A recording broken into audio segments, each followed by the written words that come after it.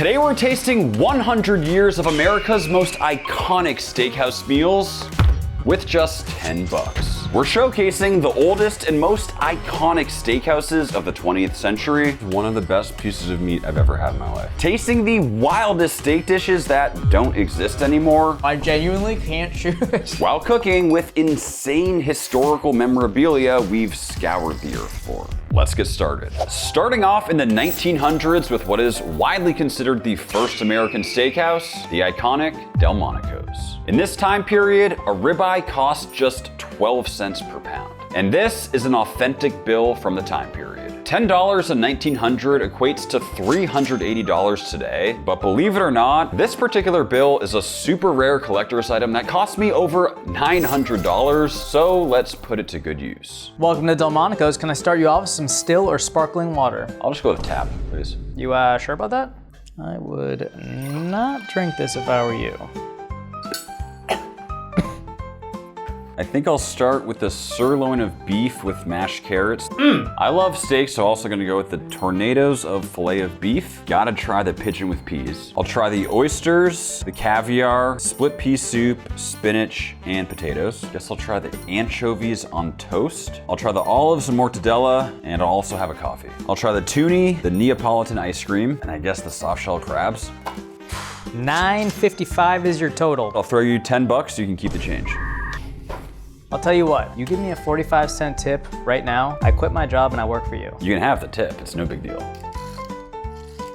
Hey Giovanni, what's up? Hey, listen, I quit. 14 items for just $10. The Delmonico steak is the most iconic, so that's what we're gonna try to recreate. And at just 75 cents, it feels like an absolute steal. And the key is cutting this nice and thick. We want it at least 2 inches. Nowadays, their signature Delmonico ribeye goes for $86. That's over 100 times more expensive. The goal is to cook each dish as they were prepared from the time period, but Delmonico's exact process from 120 years ago was never documented in a definitive recipe, so going with historians' best assumptions. After seasoning with salt and pepper, the steak would likely have been cooked over a coal-fired grill, but of course, I have to throw on some applewood to take flavor to the next level. Finishing here on a cast iron to mingle with some butter, and we'll let it finish coming up to temp. And just like that, it should be done. It might be over 120 years ago, but a perfect steak like this most certainly has not gone out of style. And to slice, we have something wild. I'm not positive, but I think this is actually legit gator skin leather. This is a set of steak knives from the time period in their original box. These are so crazy. Not exactly perfect condition due to their age, and they seem a lot smaller than steak knives today. I mean, this thing is literally 100 years old. Let's see if it still slices. Oh. Come on. Definitely not as sharp as my Dalstrongs, but I mean, it sort of worked. Serving this on a fine china plate, which was expected at an upscale establishment like Delmonico's in 1900. But keep in mind, this is only one of the things I ordered. I mean, we got some pigeon, soft-shelled crab, caviar, toonie, which apparently is just canned tuna, coffee, soup, cold cuts, 6 raw oysters. I mean, we even got a tenderloin with sauce, anchovies, and some ice cream to top it off. This might be the most epic $10 meal the world has ever seen. All right, guys, welcome to 1900. We got a feast. Dude, I was born 100 years too late. Look at all this food. This is insane. I kind of want this anchovies on toast. I love anchovies. I've never had a soft shell crab. I want to try that. I guess I'll go with some pigeon. Yeah, do you just bite this like anything? Let's do it.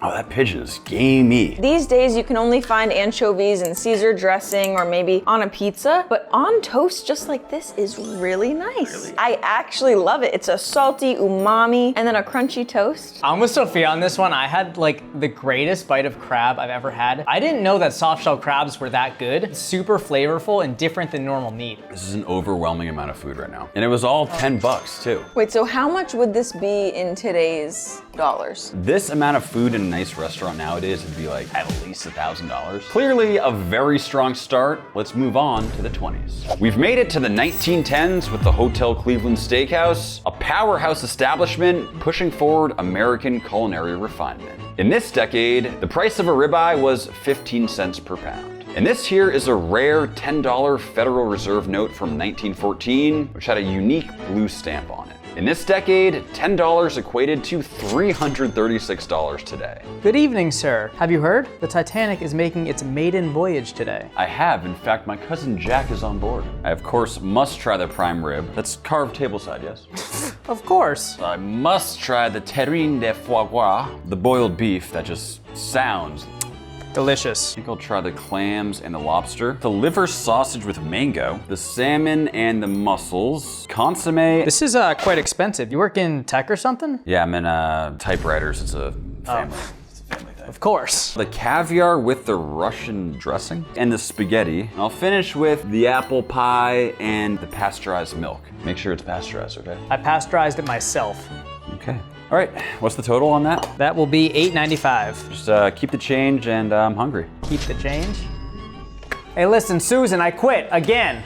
12 items from this decade, and obviously the 90-cent prime rib caught my attention, so let's try to make it. Now, unfortunately, this prime rib is a little bit on the big side, but have no fear because I got something perfect for the job. This is an authentic leather butcher belt dating back to the 1910s. Clearly got some wear and tear on it. It's crazy to think that these were made even before World War I. Looks like we have a honing steel, as well as a few old knives. Some of these are just completely broken at this point. I wonder if they still work. This is what was actually used back in the 1910s as a butcher. So it actually still seems pretty sharp. Okay, that's not sharp. Time to season, and we also have something extremely cool for this. These are sterling silver plated salt and pepper shakers from the time period that we'll use to season up the prime rib. Going heavy because this is a massive cut. That should be perfect. Let's get it cooked up. I mean, this is getting ridiculous, Sophia. It's like, what, 3-4 hours? Like, what does it take to get some prime? Someone say prime rib. Wow. What do we have in front of us here? Ooh, wow. Yeah. Okay, it smells fantastic. How did you cook this? We did it slow and low. Slow and low. Okay, that's pretty good. Thank you, guys. Oh.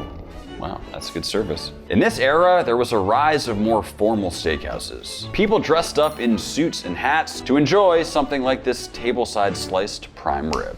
Now, the last thing from the 1910s that looked particularly interesting was the terrine de foie gras. And this is a whole lobe of foie gras, AKA duck liver. We'll start by just separating it like so. And what we're gonna do here is try to locate all these weird like veins running throughout and see if I can remove them. That doesn't look very appetizing.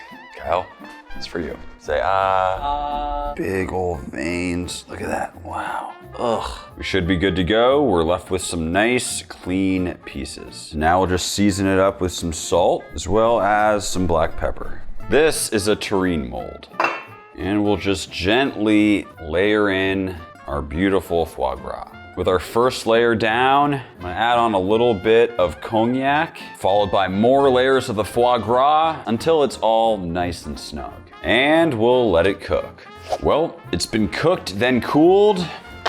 Let's see what we got. Whoa, look at all the fat that's rendered out of this. That is not what I was expecting it to look like. But either way, we'll just take some slices, and it's time to plate up our meal from 1910. That juicy prime rib, the boiled beef, our foie gras terrine, followed by mussels, liver sausage and mango, salmon, spaghetti, consomme, apple pie, a full seafood platter. Can't forget about the pasteurized milk. And finally, of course, the biggest question mark for me, we have the caviar and Russian dressing. And there it is. $10 worth of food from one of 1910's hottest steakhouses, Hotel Cleveland. Once again, we have ourselves an absolute feast here. I have to see what caviar combined with Thousand Island dressing tastes like. I gotta get in on this seafood platter. I'm going mango and sausage situation. Liver sausage. It's extra creamy in a bad way. The creaminess of the mango mixed with the creaminess of the liver sausage is really nice. Isn't this just the craziest assortment of food? The boiled beef is weirdly good. That's amazing. I thought it was gonna have no flavor because we didn't brown it, right? But it tastes just like incredible beef stew. It's actually really good. The foie gras. I just love creamy, buttery things. Liver is that, foie gras is that. Finish her off with a little bit of whole pasteurized milk. One thing about the 1910s is they did not mess with that almond, that oat, whatever the hell, fake milk. That is what I'm talking about. All that said, clearly the 1910s were another winner. Let's move on to the Roaring 20s. We've made it to the Roaring 20s in the luxurious Hotel Sylvania. First try every time. Hotel Sylvania catered to affluent tourists and businessmen, helping to position Philadelphia as a cosmopolitan, business-forward city. In this decade, the price of a ribeye was just 20 cents per pound, and $10 would be worth $160 today. Hey, I remember you. How's Jack? I'll never let go.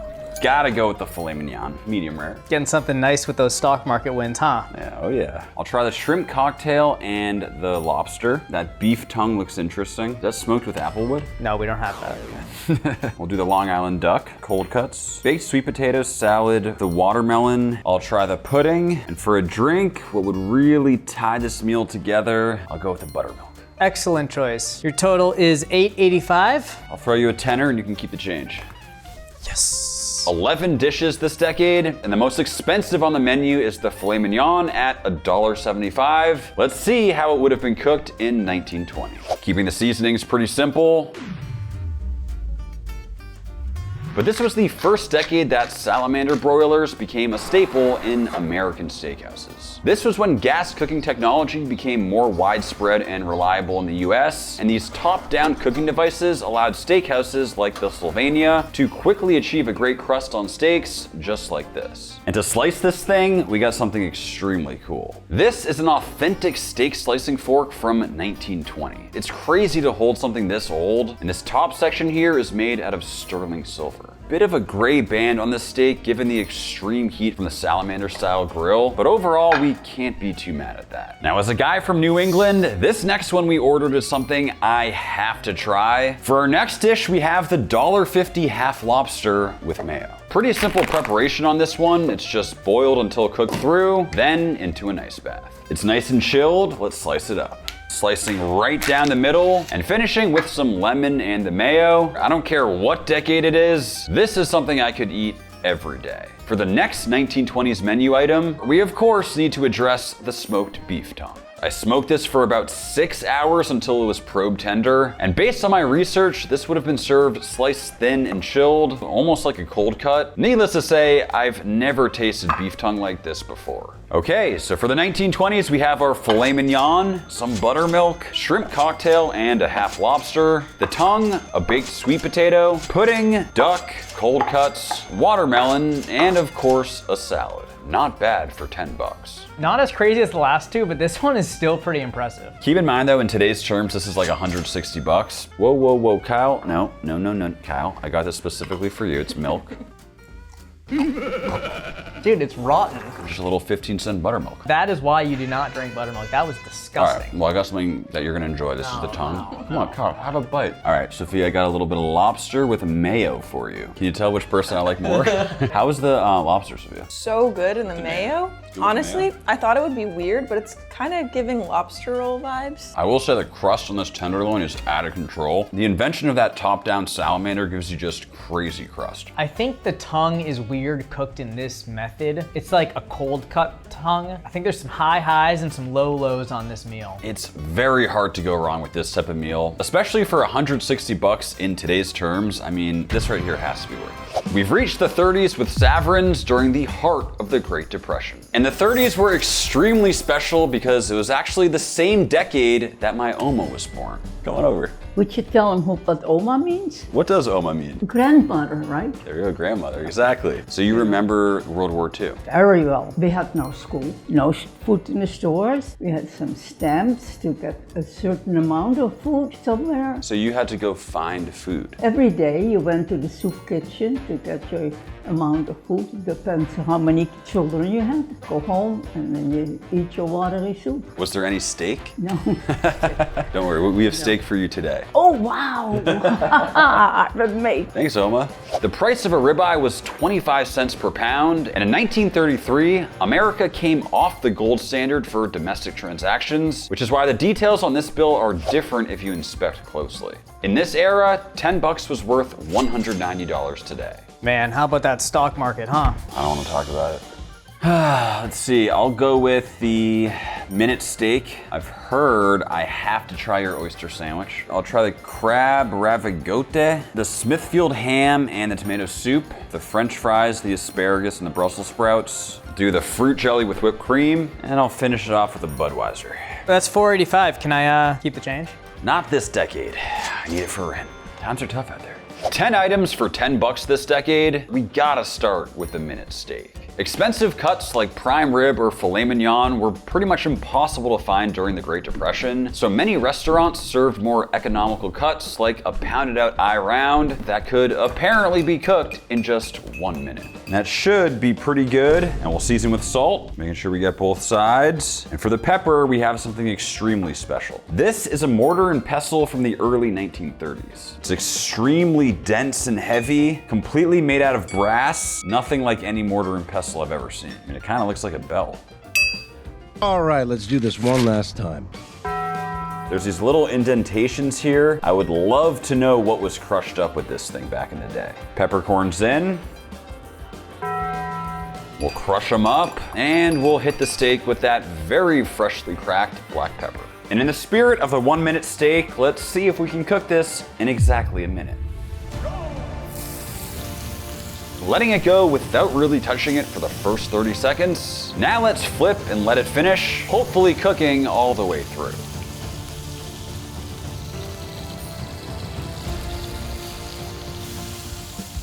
Something tells me this steak might still be completely raw, but we had to cook it in a minute. Let's see how it looks. I'm gonna be honest, this actually looks pretty perfect. Definitely on the rare side, but because we pounded it out, it still seems to be tender. Minute steak for the win. The next thing on this menu that honestly I've never seen is the oyster sandwich. Interestingly, oysters weren't always considered as much of a luxury back in the 30s as they are now. They were a working class protein, abundant and quite cheap, especially in coastal areas. Now apparently these start in milk, then the seasoned egg wash, into the flour, then fried. Feels strange cooking these this way. They're usually very expensive and often eaten raw, but at the same time, I do love fried clams, so I assume these will also be good. Let's assemble this decade's $10 worth of food. Minute steak, the oyster sandwich and a Budweiser, the crab, tomato soup, asparagus and Brussels sprouts, nice slice of ham, fries, and of course, our fruit jelly with whipped cream.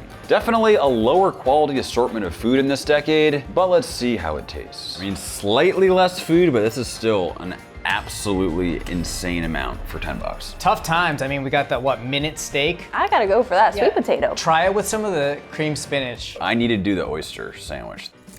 Wow, I mean, using fresh oysters, there's nothing like that. That's fantastic. How's the steak? It was way better than I was expecting, cooking in eye rounds for 1 minute. It was seasoned nicely, nice crust. I will say it was a little bit rare. Probably needs to be a 2 minute steak to really cook through. I always love dipping French fries into ice cream, so we're gonna try to dip some French fries into the jellied whipped cream situation.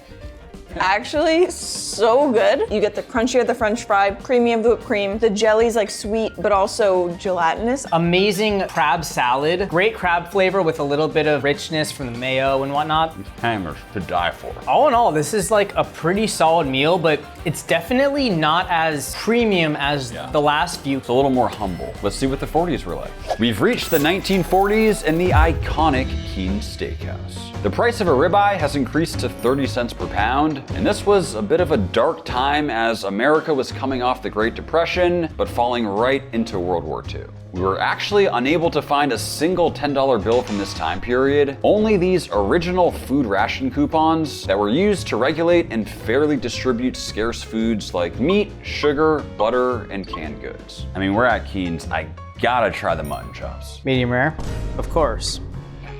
I did a huge workout today, so I need some protein. I'm gonna go with the double tenderloin. Whoa, whoa, whoa. You have enough rations coupons for that? You're gonna need 3 because you have a double tenderloin and a mutton chop. I'm not even done ordering. Sheesh. I'll try the chicken livers. I'll do the pickled walnuts. I'll do the camembert, and I'll just finish off with a glass of wine. That'll be $8.90 or 3 ration coupons. You think I got cash in this economy? What are you gonna eat the rest of the month? That's it. Skedaddle, no tip. Only 6 dishes this decade, but some absolute classics. Starting with the iconic Keen's mutton chop. This is my first time working with this cut and I am extremely excited. It's basically both ribeyes separated by the backbone, then these flaps are essentially the rib and belly meat. So what we ultimately need to do here is slice this into roughly a 2-inch steak. There is a lot of bone here, but we'll see if I can slice through. All right, we're clearly gonna need a serious knife for this one, which brings us to the sponsor of today's video, Delstrong. These might be the best knives I've ever felt in my hand, the Shadow Black series from Delstrong. The thing is, there's way more to a knife than just the blade. These are so intuitive and comfortable, they kind of make you feel like you're at the wheel of a race car. There's this crazy close connection between you and your blade. And yes, they're scary sharp, and they're built tough for the daily grind. High performance, low maintenance, comfortable, and slick. Shout out to Delstrong and click that link below to get yours for a 10% discount. Let's see if this works. That was surprisingly easy. And this is super cool. We have some very interesting anatomy. These loins right here are the back straps, so like the ribeyes and the strips, whereas these little muscles right here are actually the tenderloin. Meaning if you kind of flip it this way, if you look just at the bottom part here, with the tenderloin on this side, strip right here. Combining these leaner cuts with a more rich belly, and you're left with an extremely unique and very cool cut. Just like at Keen's, we're only seasoning with salt, onto the cast iron, and into the salamander to develop some color. And it already smells insane. Mutton's essentially just lamb that's over 1 year old, so as such, it should have a stronger and more rich flavor. Topped with gravy and that mint jelly on the side, this honestly looks like the real deal. The next thing we ordered was the double tenderloin. That was actually the most expensive thing of the day so far. And that's because it's essentially just one giant tenderloin. Cooked to the perfect medium rare, I mean, this could easily feed at least a couple people. Ordering the chicken livers this decade was also a bit of a risk, but I'm very interested in how they were actually made. Apparently, all they did was sear them off over high heat to get some nice color, seasoning them up with salt and pepper. I mean, this seems way too simple, but then just topping them off with sauteed onions. I have to say, I'm very worried that the liver flavor is about to be way too strong on these. Let's assemble with our mutton chop, the double tenderloin, those strong smelling chicken livers, our camembert cheese and pickled walnuts, and finally, a nice glass of red to wash it all down. Have you guys ever been to Keen's? It's the one spot in New York City I've been dying to go to. Would you order a steak or this? It's all about the mutton chop. I feel like the liver and onions might be really good. Oh.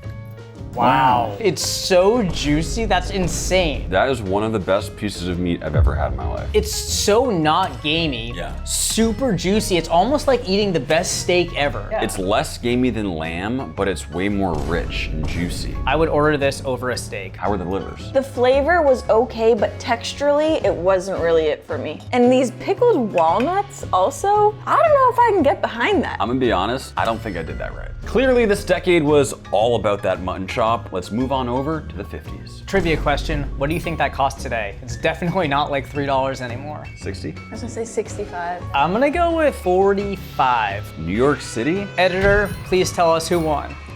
We've reached the 50s and the post-war golden age with the Blackstone Grill, located in what was known as the Hotel of Precedence. The price of a ribeye is now still just 45 cents per pound, and this bill right here would have been worth $132 today.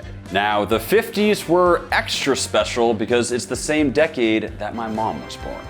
How's it going? That's good. Everybody say hi to mom. So what were the 50s like? I don't remember the 50s, but I remember the 60s. I guess the 50s you were a little baby. Yeah. Well, we moved to America then. I don't remember any steak.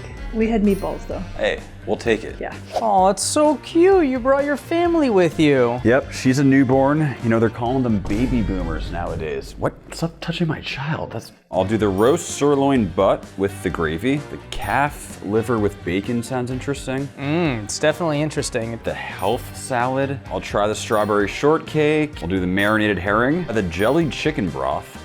How does that sound? Does that sound good? Okay.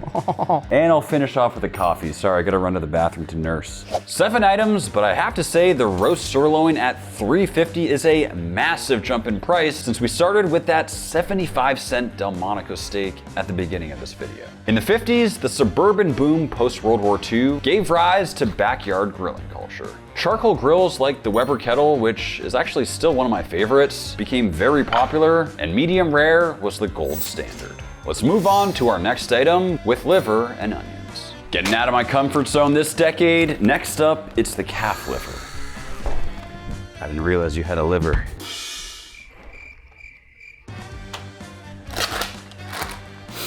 Ooh.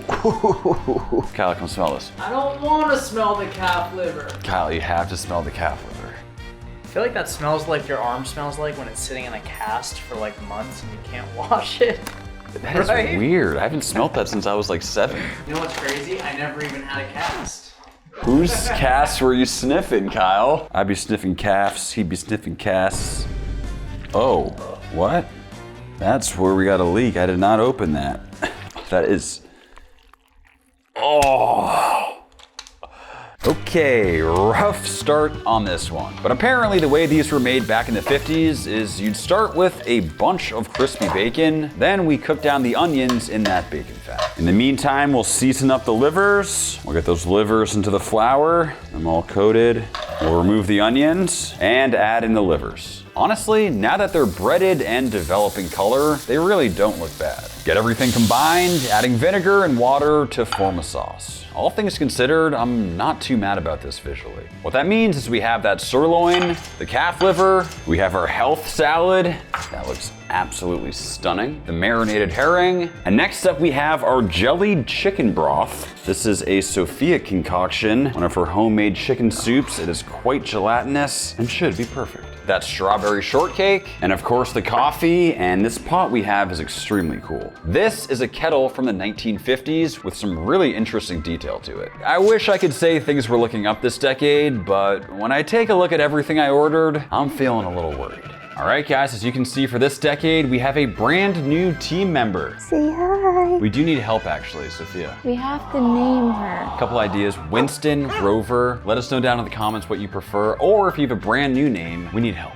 We need help. Couple very questionable items here. Pickled herring is one of my favorite things. All right, well, prove it to us. All right. I'm gonna try this thing over here. All right, I'm gonna go for the steak. I seriously, I You love that really stuff. like that? I love it. It's sweet, savory. I guess I'll try it. What is this? It's calf liver Oh God. with bacon. I thought it was more like a hamburger meat because that's what it looks like, but with bacon, that's so good. I don't like that fish. Next, try this one. Did you try that one yet? I did. I don't like it. I didn't see you try it. Can you try it again? It has a little twang to it. I wouldn't choose it, but I do agree that bacon really helps. All things considered, this was not my favorite decade. You get a decent amount of food, but it's not crazy good. You also don't get the best food, so it's kind of like in the middle ground where it's just eh. We were having filet mignons, that mutton chop, all sorts of good things, and now it's like health salad, liver, and pickled fish. Everyone say hi, kitty. Hi, kitty. Hi, Denny. With that, let's move on to the 60s. We've reached the 60s and what is widely considered the most famous steakhouse in America, Peter Luger. As the economy bounced back after the war, the price of a ribeye has shot way up to $1.25 per pound, and $10 would have been worth $108 today. I'm very interested to see what you could buy at such an iconic steakhouse in this era. Huh, you again. You hear about that Neil Armstrong fellow? Apparently he's on the moon right now. You actually believe that crap? I'm gonna go with I gotta go with the porterhouse steak. One small porterhouse for two, one giant porterhouse for one. I'll pair that with the meatloaf sandwich and the liverwurst sandwich. Yeah, I guess I'll just finish with an iced tea. Do you want the ice in the tea? If the ice doesn't come in the tea, I will send it back. What are you writing over there? I'm drawing a picture. What did you want to order again? Just 4 items, but still able to easily afford Peter Luger's most popular item. And it all starts with this insane porterhouse. Peter Luger has its own dry aging room in the basement of their flagship location in New York City, where they dry age these massive prime grade steaks. And just like they do at the restaurant, we're seasoning with just salt. This is a thick cut, so we're going heavy. And we're cooking this entirely on a steak tray from the 60s. As you can see, it's all dinged up, truly a piece of history. While not cooked in a pizza oven, Peter Luger does use a grill that similarly cooks with the heat from the top down, and it's actually a 2-step cooking process. And as you can see, we've gotten some really nice initial color, but we're not done yet. Just removing both the strip and tenderloin, and now we can actually take slices just like this. And as you can see, it is still extremely rare, but that's intentional. We'll need a bunch of ghee, and now in this sliced up format, it's back in the ripping hot grill for a final sear over the top with all that buttery ghee below. And we should be done. Peter Luger achieves a steak with particularly great crust on the top, and it's perfectly cooked nearly every time. Now, as good as that steak looks, we can't forget about the sandwiches. And these are certainly not sandwiches that would be considered popular today. Based on my research, the liverwurst sandwich would start with mustard, slices of that liverwurst topped with onions. And the meatloaf sandwich would have been ketchup, pickles, finally topped with slices of meatloaf. Pairing these so-called sandwiches with our beautiful steak, it's almost time to eat, though we can't forget about the incredibly famous Peter Luger steak sauce on the side, right next to our iced tea. Needless to say, this meal should be interesting. All right. Welcome to Peter Luger's. The sandwiches are kind of weirding me out, to be honest, but either way, let's go for it. I'll tell you what, I'll try the steak, let you know how that is. You try the sandwich. Oh, that's let me know how that kind is. of you, Kyle. Yep. I'll go for the iced tea first, a little palate cleanser. We've been to Peter Luger, but actually we haven't been inside of Peter Luger's. This is actually kind of fire. The pickle is necessary because it gives it a crunch, because it is very soft. Besides, the flavor is very good though. This is a liverwurst sandwich, right? That is the worst sandwich. I like liver, so I feel like maybe some potential here. It's like pate. I got a question. What do you guys think of Peter Luger steak sauce? It's like cocktail sauce, but sweet. I want to hate it, but I secretly love it. It's too cocktaily. It needs to be a little bit saltier and a little bit tangier for me. And the steak is obviously incredible. I mean, it's dry aged, you get a crazy crust. Compare this to what we had in the first decade. Oh yeah. We have like 4 things in front of us. Crazy where we've come from. And we still have a ways to go. Let's move on. We've made it to the 70s and the one and only Old Homestead. As music, fashion, and blockbuster films were taking off, the price per pound of a ribeye reached $1.75, and $10 back in the 70s was worth $82 today. Joel, this is Marty. I'm calling you on a cell phone, a real handheld portable cell phone. No way, is that a portable mobile device? It's even smaller than I imagined. Call, brother. Oh, sorry. What can I do yous for?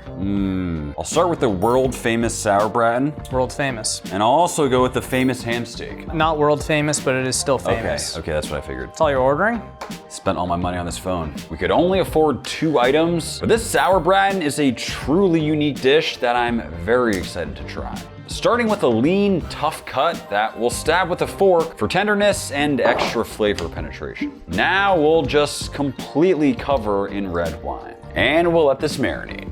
Well, this has been quite the marination process. I let it marinate for 2 days normally, then in this vacuum tumbler for 4 full hours, which should have simulated over a week of marination, which is necessary for this dish. Weird that you only need to use red wine, but I can confidently say that this piece of meat is fully marinated. Next, hitting it with flour, and we'll sear it off to get some nice color, adding in the onions, stock, more wine, and some additional flavors, letting that all come together as it braises.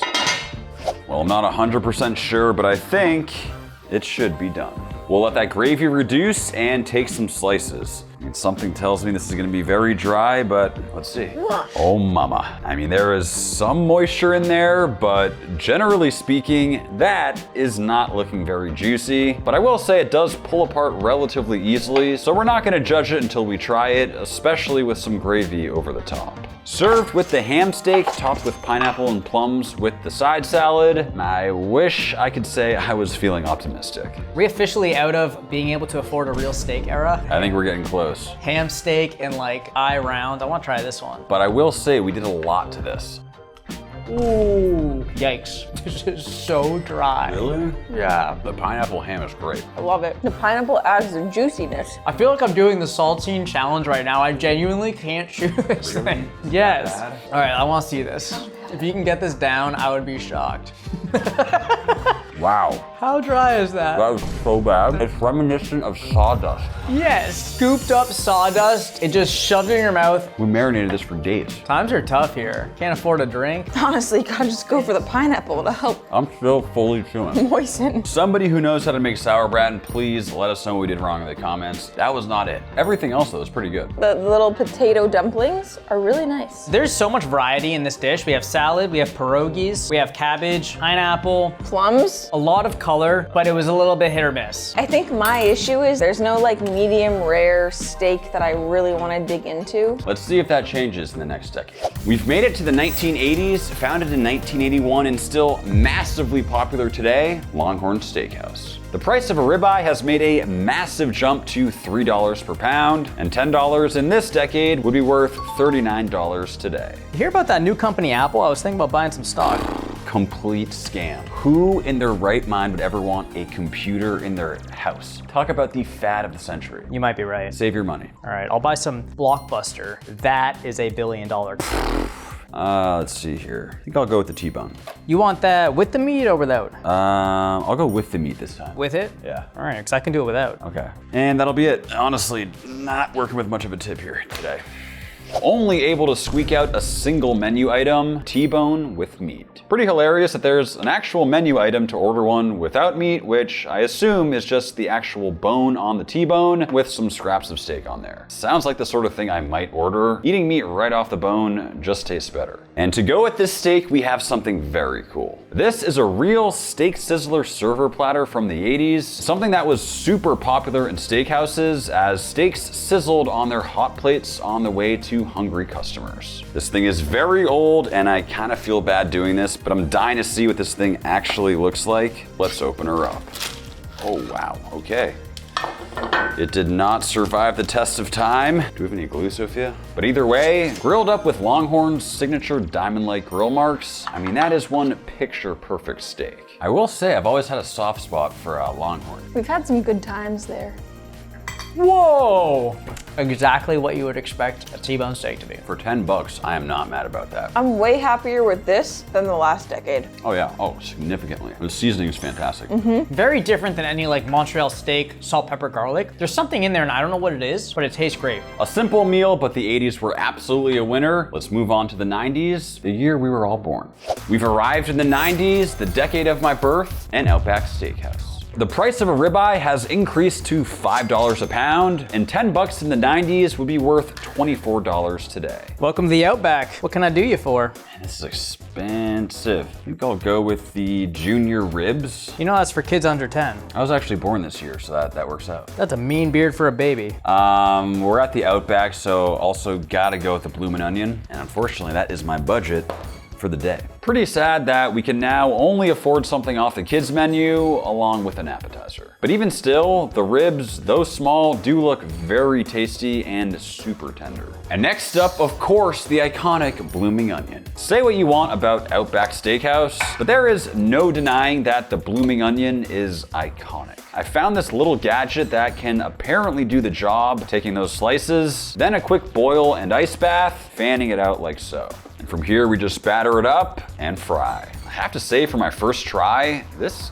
doesn't look half bad. It might not be our biggest meal of the day, but pound for pound, based on what I'm seeing here, it honestly might end up being the best. Dude, how sad is this? We're officially on the kids menu sharing it between 3 people. But I will say, it looks pretty epic. I have a really hard time choosing between a perfectly smoked rack of ribs and a steak. Truly, which one is better? I need to know what you guys think. I do have a hot take. Blooming onion is just significantly worse than a regular crunchy onion ring. It just soaks up and holds on to way more oil. I don't think that's a hot take at all. It looks beautiful. It's an awesome dish, but it's not actually practical to cook it that way. I just got a really big mouthful of oil and it wasn't that good. You really can't buy that much for under $10 here. I mean, even ribs on the Barbie, you have to get the kids version. You can't even get the adult version. All that said, let's see how the 2000s compare. We've reached the 2000s where, unfortunately, 10 bucks didn't get you much, except for at Denny's. The price of a ribeye has reached $7 a pound, literally 58 times more money than our first decade, and $10 would be worth 18 bucks today. I know exactly what I'm ordering. That's what I always order. The T-bone steak and eggs. Okay. You totally don't have to leave one. Now, is Denny's known for having the best tasting food in the world? Not necessarily, but we can all agree that every now and then it just hits the spot in a way no other restaurant can. But what matters most is how it was cooked. Okay, the crust is like a 1 out of 10, but shockingly, this steak does not look overcooked. If anything, it's more rare than medium rare, which at the end of the day, I'll take considering this is Denny's delivered. For under $10, this actually looks like a very decent meal we have here. I mean, they absolutely load it up. Let's see if it's worth it. I think all of us have spent some not too proud moments at Denny's. I ordered their pancakes the other week. See, I was always an IHOP person, not Denny's, but I think they're kind of the same, right? The steak looks surprisingly good, and they gave a giant tub of A1. Yeah, I love A1. It's not good. It's not bad. It's not bad. It just feels like they gave you the worst possible quality beef they could find, but it's really not bad. Like, it's cooked pretty nicely. For what it is, I mean, I would not be mad eating this. And those eggs, you just broke into those. They are perfectly sunny side up. You gotta dip the steak in there, that's the move. Nice. And then a little A1. Oh, yeah, nice. For 10 bucks, I mean, that's a cohesive meal and it really isn't bad. Like, that's a good value. Yeah, we didn't end on the best because it was Denny's, but that was an epic journey. Thanks so much for watching, and we'll see you next time.